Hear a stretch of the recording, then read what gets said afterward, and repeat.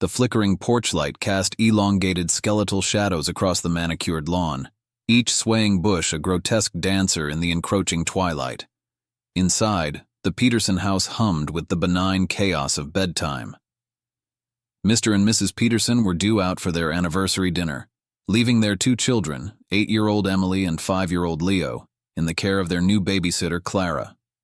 Clara arrived promptly at 7, a slender figure with a cascade of raven hair and eyes that seemed to absorb the ambient light. She carried a worn leather satchel, its contents a mystery.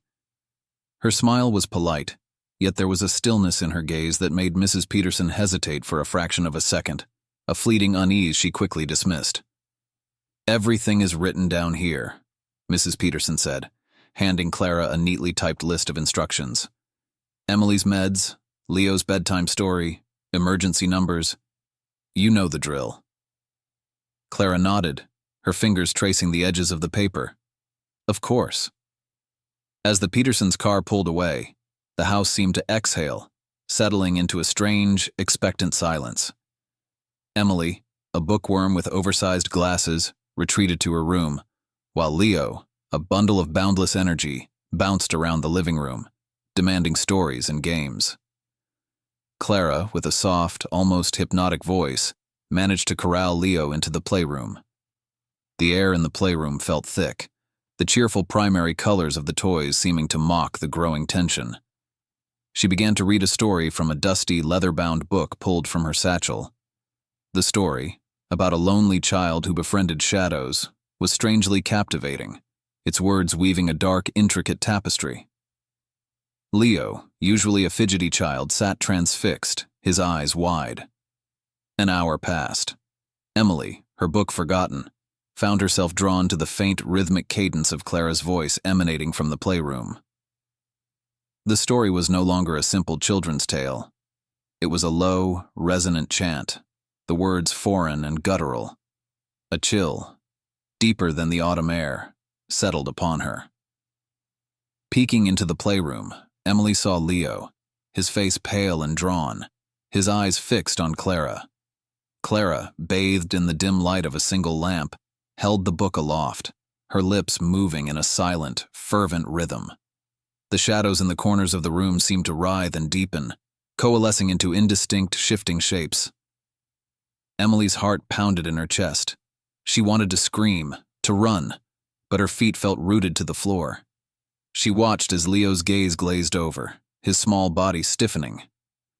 Clara's chanting intensified, the air vibrating with an unseen energy. Suddenly, Leo's eyes snapped open, but they were no longer his. They were dark, bottomless pits, reflecting the eerie glow of the lamp. He rose, his movements jerky and unnatural, and turned to Emily, a chilling, inhuman smile twisting his lips. "Sister," he whispered, his voice a distorted echo of his own. "She's showing me the others." Emily stumbled back, her hand flying to her mouth to stifle a scream. The shadows in the room seemed to reach out, their tendrils caressing the walls, the ceiling, the very air. Clara turned, her eyes glowing with an unholy light. "Join us, child," she said, her voice a low, seductive purr. "The night is long and the shadows are hungry." Emily fled, her bare feet pounding on the hardwood floor. She raced to her room, slamming the door shut and barricading it with her dresser. She huddled under her bed, her body trembling, her breath coming in ragged gasps. From beneath the door, she heard the soft, insistent scratching, like claws dragging across wood. "Emily, come play with us." Leo's distorted voice echoed through the house, sending shivers down her spine. The scratching grew louder, more frantic. The doorknob rattled, twisting and turning. Emily squeezed her eyes shut, praying for the Petersons to return. She heard a soft thump, followed by a sickening crack. The scratching stopped. Silence descended, heavy and suffocating. Then a slow, deliberate tapping began on her window pane. Tap, tap, tap. Emily dared to open her eyes. A figure stood outside, silhouetted against the pale moonlight. It was Leo, his face pressed against the glass, his eyes glowing with an otherworldly light. He smiled, a wide, grotesque grin that stretched his cheeks. "They want to see you," he whispered, his voice a rasping hiss. Emily screamed, a raw, primal sound that tore through the silence. She scrambled away from the window, her heart pounding against her ribs like a trapped bird. The tapping continued, relentless, driving her to the edge of madness. Suddenly, the tapping stopped. A low, guttural growl filled the room, a sound that seemed to vibrate in her very bones. The dresser, her makeshift barricade, began to tremble, then slide away from the door as if pulled by an unseen force. The door creaked open, revealing Clara, her face obscured by shadows, her eyes glowing like embers. "They're waiting," she said, her voice a low, hypnotic drone. Emily, paralyzed with fear, could only watch as Clara glided towards her, her hand outstretched. From behind Clara, the shadows writhed and coalesced, forming grotesque, shifting figures with glowing eyes and gaping maws. The shadows reached for her, their cold, spectral fingers brushing against her skin. A wave of icy dread washed over her, and she felt herself being pulled into the darkness, into the waiting embrace of the others. Downstairs, the house had become a grotesque tableau. The living room was plunged into darkness, save for the faint glow emanating from the playroom. The furniture was overturned, the walls streaked with dark, viscous stains. The air was thick with the stench of decay. In the playroom, the shadows danced and writhed, their forms shifting and changing, their eyes glowing with an unholy light. Leo, his body contorted and unnatural, stood in the center of the room, his eyes fixed on the shadows, his lips moving in a silent, fervent prayer. Clara, her face now a mask of grotesque beauty, knelt before a dark, pulsating mass that had formed in the center of the room. The mass pulsed and throbbed, its surface covered in writhing tendrils and glowing eyes. "They are pleased," Clara whispered, her voice a low, reverent hum. "They have found a new vessel." The mass pulsed again, and a low, guttural growl echoed through the room. The shadows bowed, their forms shifting and coalescing into a single towering figure. Upstairs, Emily's screams echoed through the empty house, a desperate plea lost in the encroaching darkness. The Petersons, oblivious to the horror unfolding in their home, drove on, their laughter echoing in the night. The following morning the sun rose, casting a pale, indifferent light on the Peterson house. The silence was broken only by the chirping of birds, a stark contrast to the terror that had unfolded within its walls. The Petersons returned, their faces flushed with the joy of their anniversary. They opened the front door, their laughter dying in their throats. The sight that greeted them was a scene of unspeakable horror. The house was a charnel house, the walls streaked with dark, viscous stains, the furniture overturned and broken. Leo's body lay contorted in the playroom, his eyes wide and vacant, his lips frozen in a silent scream. Emily was gone, vanished into the shadows that had claimed her. Clara was nowhere to be found, leaving behind only the worn leather satchel, its contents now a dark, pulsating mass that seemed to breathe and writhe. The police arrived, their faces grim, their voices hushed. The house was sealed, its secrets locked within its walls. But the shadows remained, lingering in the corners, waiting for the next unsuspecting victim, for the next babysitter, for the next night when the darkness would reign. The house was now a tomb, a monument to the horrors that lurked in the unseen, a chilling reminder that some shadows are best left undisturbed.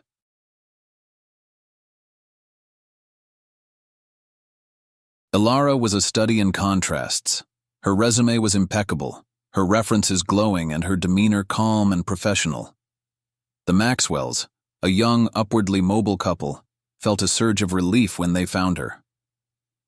Finally, a babysitter for their 6-year-old Noah, who seemed to have an uncanny ability to scare off anyone with even a hint of unease. Noah was a quiet child, prone to long, silent stares and whispered conversations with unseen companions.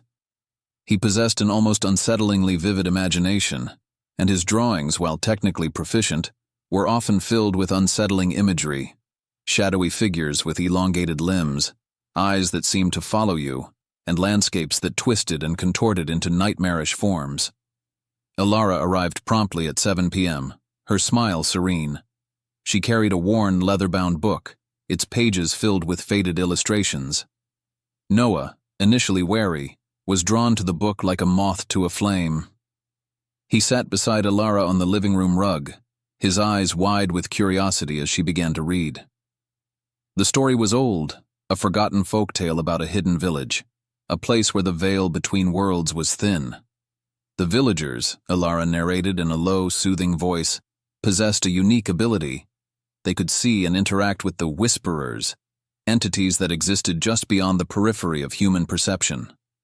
The Maxwells, eager to enjoy their rare night out, left with a sense of calm they hadn't felt in weeks. They had no idea that the story Clara was reading was more than just a tale. It was a key, a subtle unlocking of Noah's already heightened senses. As the night deepened, the house began to shift. The familiar creaks and groans of an old house became something else, whispers in the shadows, a sense of unseen eyes watching from the corners of the room. Noah, his eyes wide and luminous, began to see them. The Whisperers, as Clara called them, were there, just beyond the reach of normal sight, their forms shifting and wavering in the dim light. They were drawn to Noah, their attention focused on him like moths to a flickering flame. Clara, her smile widening, seemed to anticipate their arrival, her eyes glowing with an almost predatory intensity. Noah began to speak to them, his voice a low, hushed whisper. He described their forms, their voices, their intentions. He spoke of their hunger, their desire to cross over, to become more than whispers. Clara encouraged him, her voice a gentle prod. She asked him questions, drawing out his descriptions, fueling his fear. She told him that the Whisperers were drawn to those who could see them, those who were sensitive to their presence. The house, once a haven of warmth and safety, became a liminal space, a place where the boundaries between reality and nightmare blurred.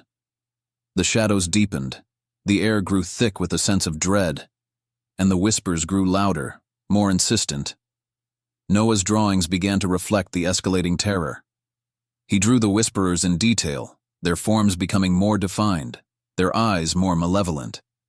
He drew Clara, her form elongated and distorted, her smile a chilling rictus. The Maxwells returned late, their laughter fading as they stepped into the house. The atmosphere was heavy, suffocating. The air crackled with an unseen energy. Noah was in the living room, his back to them, his small body rigid. Clara sat beside him, her smile serene. "Noah," Mrs. Maxwell called out, her voice laced with concern. Noah turned, his eyes wide and vacant. He looked past his parents, his gaze fixed on something they couldn't see. "They're here," he whispered, his voice a low, chilling rasp. "They want to come in." The Maxwells looked at Clara, their faces etched with confusion and fear. Clara simply smiled, her eyes glowing with an unsettling light.